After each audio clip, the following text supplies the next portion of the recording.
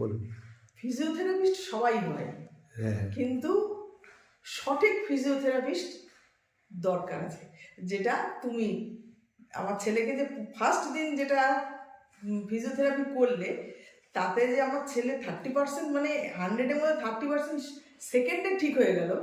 যে ছেলের মুখ দেখেছিলাম শুকিয়ে কালো হয়ে গেছিল, সেই ছেলের মুখে হাসি ফুটে এসছে। মানে এতটা যন্ত্রণা থেকে ও মানে অনেকটা অনেকটা রিলিফ পেয়েছে সেই দিন।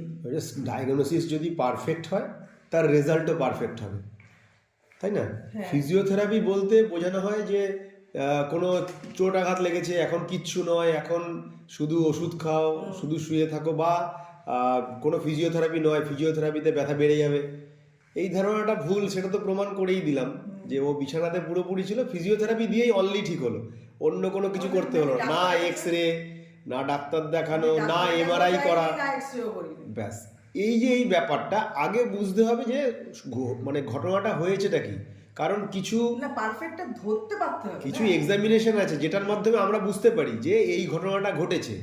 হ্যাঁ, অবশ্যই এক্স-রে করাবো। যদি সেটাকে ফেল করি, আমি পাস করে গেছি, তাহলে তো এক্স-রে করার আর দরকার নেই। কারণ একটা এক্স-রে রে বা এমআরআইয়ের যে রেগুলো হয় সেগুলো তো শরীরের পক্ষে খুব ক্ষতিকারক।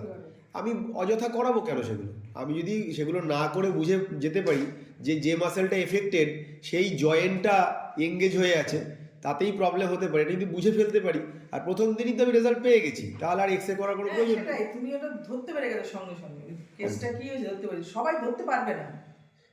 এটা সবটাই চর্চা, এক্সপেরিয়েন্স তার সঙ্গে চর্চা। ঠিক আছে, আপনারা আমাদের সঙ্গে থাকুন আর আমাদের এইভাবে পথে চলুন, যাতে আপনাদের কোনো সমস্যায় আমরা পাশে থাকতে পারি। ধন্যবাদ।